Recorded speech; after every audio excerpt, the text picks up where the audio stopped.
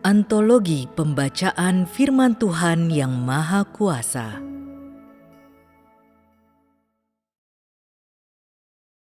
Penafsiran rahasia Firman Tuhan kepada seluruh alam semesta. Bab 11.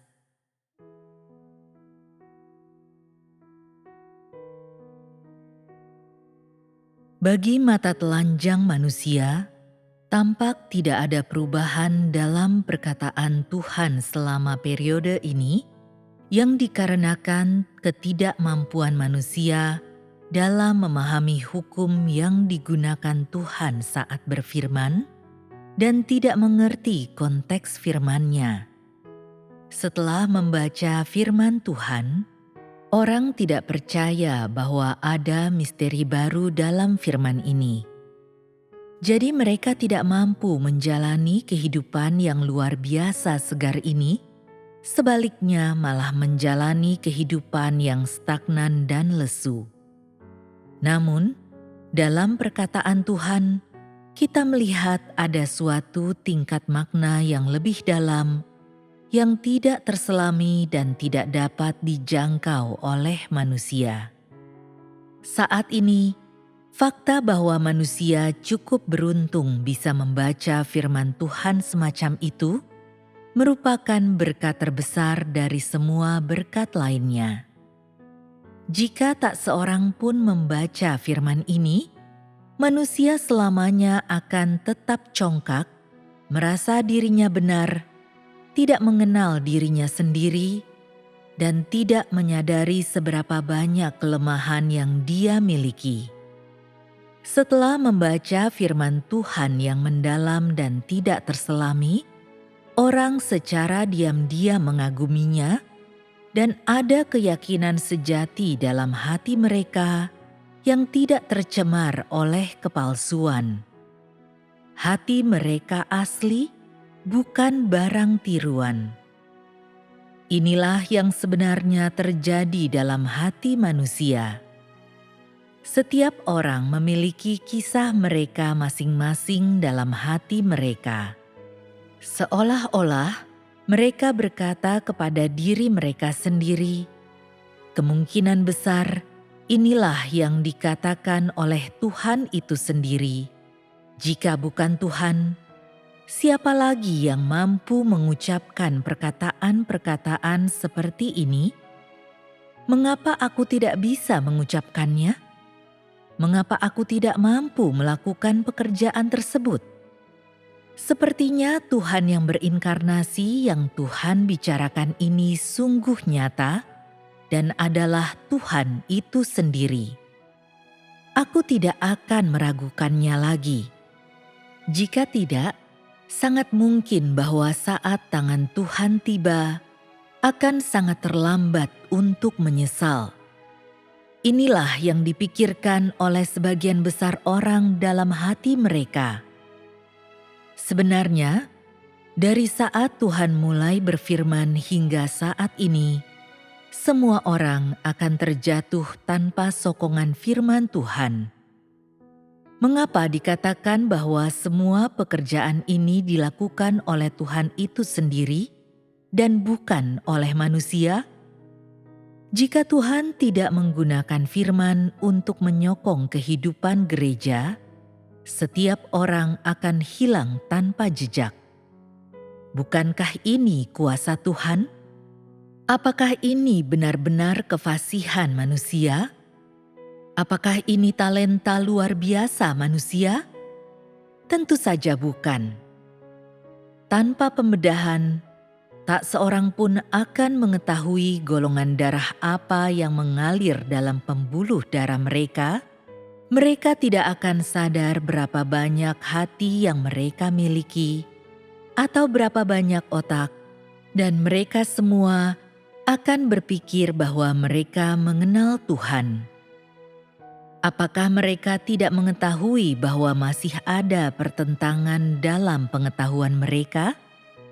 Tidak heran Tuhan berkata, setiap pribadi di antara umat manusia harus menerima pemeriksaan rohku Setiap kata-kata dan tindakan mereka harus diteliti secara saksama dan terlebih lagi harus merenungkan perbuatanku yang menakjubkan. Dari sini bisa dilihat bahwa firman Tuhan bukan tanpa tujuan dan tanpa dasar. Tuhan tidak pernah memperlakukan manusia secara tidak adil. Bahkan Ayub, dengan segenap imannya, tidak terkecuali dia juga dibedah dan tidak diberi tempat untuk menyembunyikan rasa malunya. Dan itu belum berbicara tentang orang di masa kini. Oleh karena itu, Tuhan lalu segera bertanya, "Bagaimanakah perasaan engkau semua pada saat kedatangan kerajaan di bumi?" Pertanyaan Tuhan sederhana, tetapi membuat orang bingung. Apa yang kita rasakan? Kita masih belum tahu kapan kerajaan akan tiba, jadi bagaimana kita bisa membicarakan perasaan? Terlebih lagi, kita sama sekali tidak tahu. Jika aku harus merasakan sesuatu, perasaan itu adalah tercengang dan bukan hal lain. Sebenarnya, pertanyaan ini bukan tujuan dari firman Tuhan. Terutama sekali satu kalimat ini. Ketika anak-anak dan umatku datang berbondong-bondong ke tahtaku, aku secara resmi memulai penghakiman di hadapan takhta putih yang besar, merangkum perkembangan seluruh dunia roh. Tak seorang pun mengetahui apa yang ingin Tuhan lakukan dalam dunia roh selama waktu ini, dan setelah Tuhan mengatakan firman ini, barulah ada sedikit kebangkitan dalam diri orang.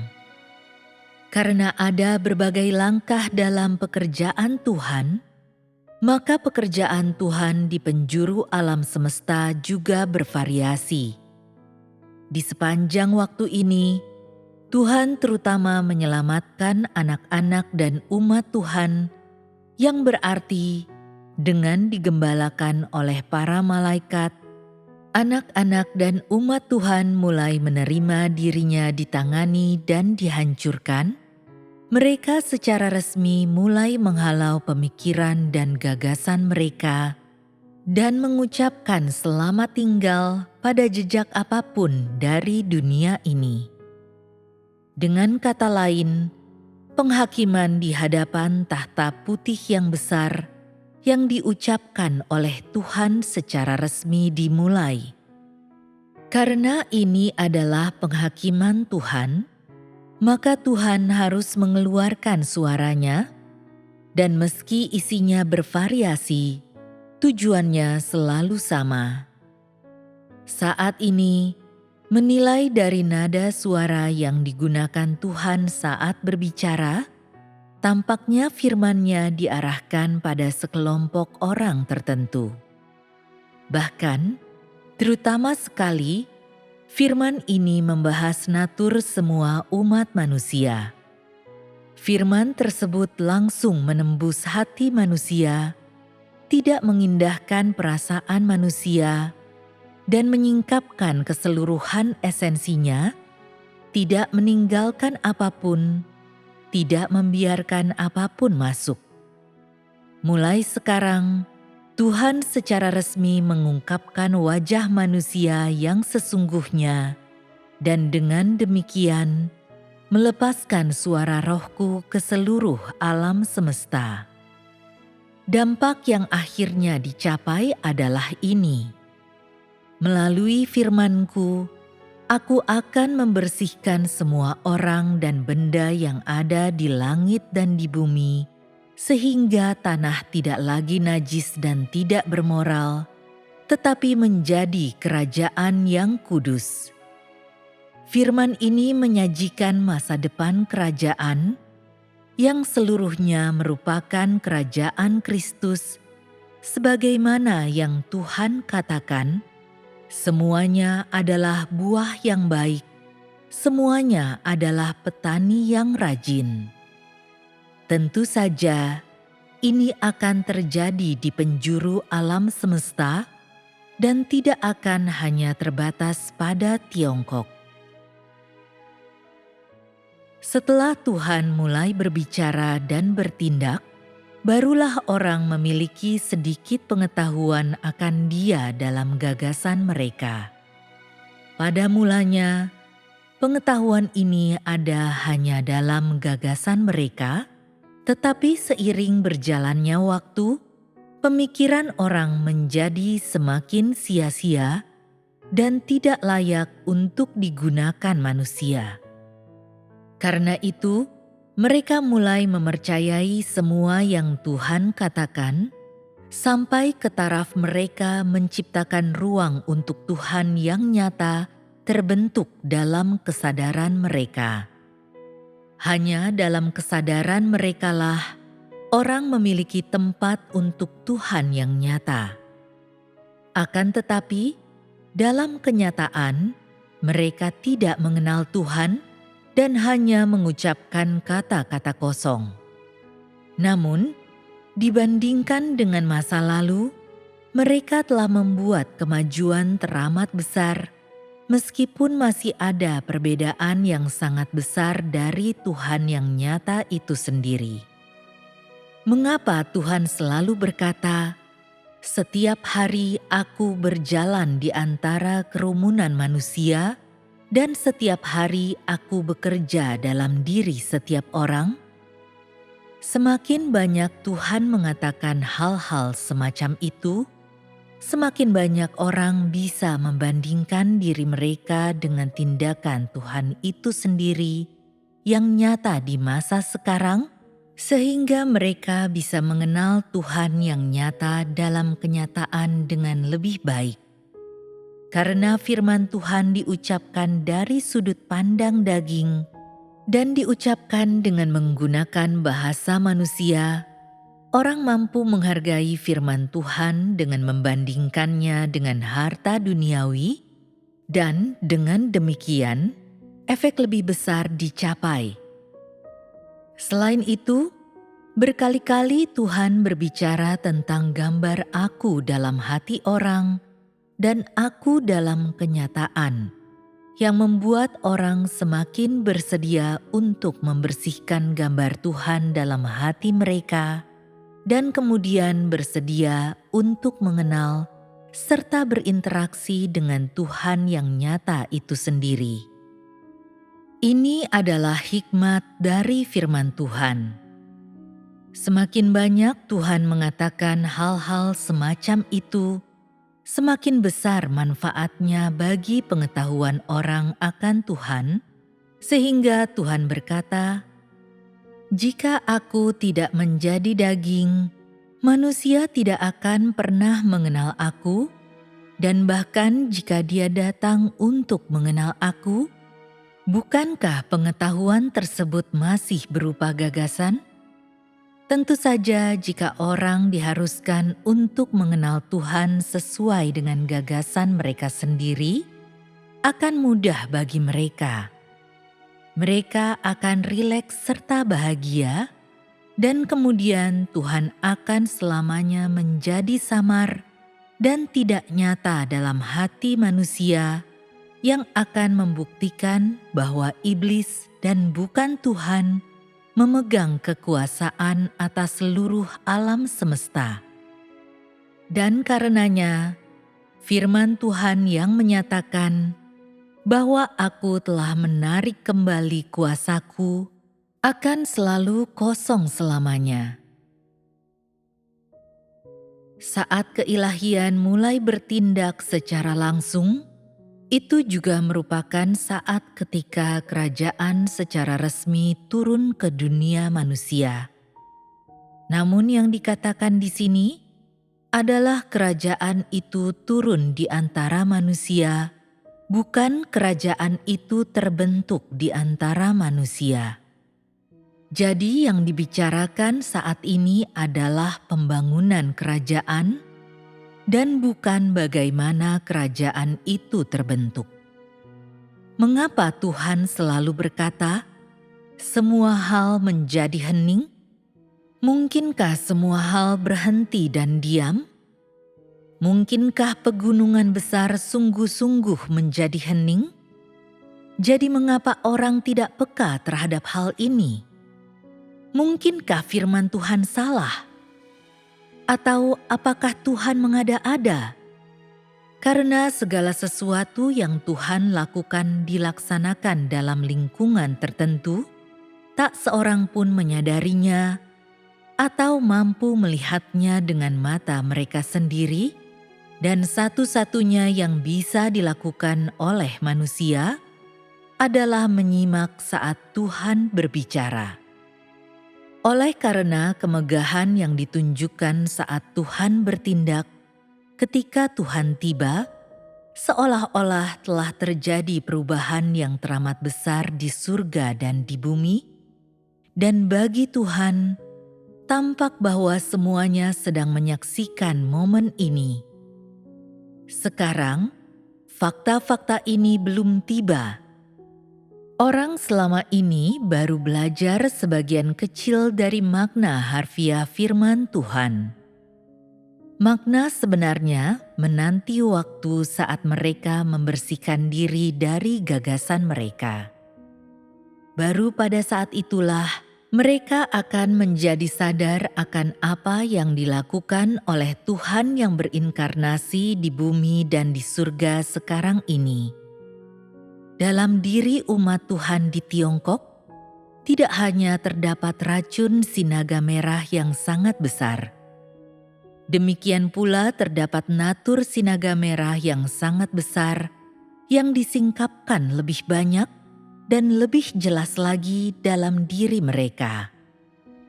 Namun Tuhan tidak berbicara mengenai ini secara langsung, hanya menyinggung sedikit tentang racun sinaga merah yang sangat besar. Dengan cara ini, Dia tidak memperlihatkan luka manusia secara langsung yang lebih bermanfaat bagi kemajuan manusia. Anak sinaga merah yang sangat besar tidak suka disebut sebagai keturunan sinaga merah yang sangat besar di depan orang lain. Seolah-olah kata naga merah yang sangat besar mendatangkan rasa malu pada diri mereka. Tak seorang pun dari mereka mau mengucapkan kata-kata ini, sehingga Tuhan hanya berkata, tahap pekerjaanku ini terutama difokuskan pada diri engkau semua, dan ini adalah satu aspek dari makna penting inkarnasiku di Tiongkok. Lebih tepatnya, Tuhan telah datang terutama untuk menaklukkan representasi arketipe dari anak sinaga merah yang sangat besar, yang merupakan makna penting inkarnasi Tuhan di Tiongkok. Saat aku datang secara pribadi di antara manusia, para malaikat serentak memulai pekerjaan penggembalaan. Sebenarnya, tidak diartikan secara harfiah bahwa roh Tuhan hanya tiba di dunia manusia ketika para malaikat memulai pekerjaan mereka di antara semua orang. Sebaliknya, dua bagian pekerjaan ini, pekerjaan keilahian dan penggembalaan malaikat, dilaksanakan secara bersamaan. Berikutnya, Tuhan berbicara sedikit tentang penggembalaan malaikat. Saat Dia berkata bahwa semua anak-anak dan umatku tidak hanya menerima ujian dan penggembalaan, tetapi juga mampu melihat dengan mata mereka sendiri, terjadinya berbagai jenis penglihatan. Kebanyakan orang memiliki imajinasi yang melimpah tentang kata penglihatan. Penglihatan merujuk pada kejadian supernatural dalam imajinasi orang. Namun, isi pekerjaan tetaplah pengetahuan akan Tuhan yang nyata itu sendiri. Penglihatan adalah sarana yang digunakan malaikat untuk bekerja. Itu dapat memberi orang perasaan atau mimpi yang memungkinkan mereka untuk melihat keberadaan malaikat. Namun para malaikat tetap tidak terlihat bagi manusia. Metode yang digunakan oleh para malaikat untuk bekerja di antara anak-anak dan umat Tuhan adalah mencerahkan dan menerangi mereka secara langsung, ditambah dengan penanganan dan penghancuran mereka. Para malaikat jarang menyampaikan khotbah. Tentu saja, persekutuan di antara orang-orang adalah pengecualian. Inilah yang sedang terjadi di negara lain di luar Tiongkok.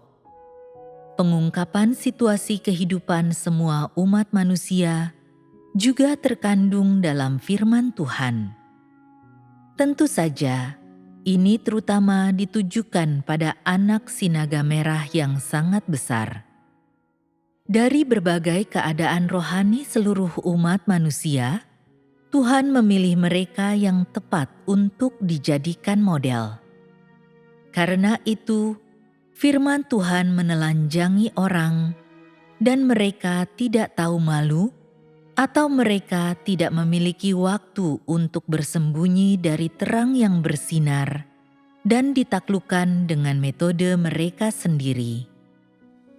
Kebanyakan sikap manusia adalah banyak gambar yang telah dilukis oleh Tuhan sejak zaman purbakala hingga saat ini, dan yang akan dilukis olehnya mulai sekarang hingga esok hari. Semua yang dia lukis adalah keburukan manusia. Beberapa menangis dalam kegelapan, tampak berduka karena mata mereka tidak dapat melihat, beberapa tertawa, beberapa terombang-ambing oleh ombak yang sangat besar, beberapa berjalan di atas jalan pegunungan yang bergelombang, beberapa mencari di antara padang gurun nan luas, menggigil karena ketakutan, seperti burung yang terkejut oleh suara tarikan busur panah, dengan rasa takut mendalam akan dimakan oleh hewan liar di pegunungan. Dalam tangan Tuhan, berbagai perilaku buruk ini menjadi tablo menyentuh dan tampak hidup, sebagian besar sangat menyeramkan untuk dilihat atau menakutkan orang, serta membuat mereka hilang akal dan bingung. Di mata Tuhan, semua yang terwujud dalam diri manusia hanyalah keburukan, dan meskipun itu mungkin menimbulkan belas kasih, itu tetaplah keburukan. Perbedaan fokus manusia dengan fokus Tuhan adalah bahwa kelemahan manusia terletak pada kecenderungan manusia untuk menunjukkan perilaku yang baik kepada sesama. Akan tetapi, Tuhan selalu sama bagi manusia, yang berarti bahwa Dia selalu memiliki sikap yang sama. Dia tidak selalu bersikap baik seperti yang orang bayangkan, seperti ibu berpengalaman yang anaknya selalu berada di dalam benaknya. Kenyataannya, jika Tuhan tidak mau menggunakan berbagai metode untuk menaklukkan sinaga merah yang sangat besar, tidak mungkin Dia akan tunduk pada penghinaan seperti itu, membiarkan dirinya berada dalam keterbatasan manusia. Menurut watak Tuhan, semua yang dilakukan dan dikatakan oleh orang membangkitkan murka Tuhan, dan mereka patut dihajar. Di mata Tuhan, tak seorang pun dari mereka yang memenuhi standar, dan mereka semua adalah orang-orang yang akan dipukul jatuh oleh Tuhan.